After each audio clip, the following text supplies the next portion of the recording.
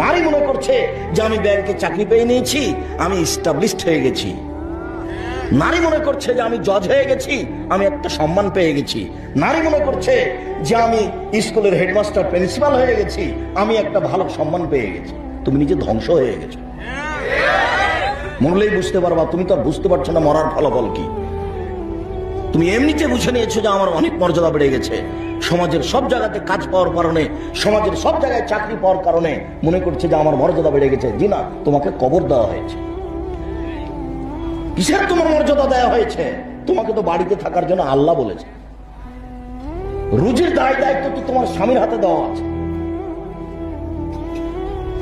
টাকা পয়সার দায় দায়িত্ব তো তোমার স্বামীর হাতে দেওয়া আছে। ওটা আল্লাহ বলছেন, ওটা নবী বলছেন। কত আয়াত, কত হাদিস। ওদের কাজ মাঠে নাই, ওদের কাজ ঘাটে নাই, ওদের কাজ অফিস আদালতে নেই। আমি যে কথা বলেছি সেটাই চূড়ান্ত। ওদেরকে সৃষ্টি করা হয়েছে স্বামীকে শান্তির তৃপ্তি দেওয়ার জন্য। ওদেরকে সৃষ্টি করা হয়েছে বাচ্চা প্রসবের জন্য, বাচ্চাকে লালন পালন করার জন্য, বাচ্চাকে দুধ খাওয়ানোর জন্য।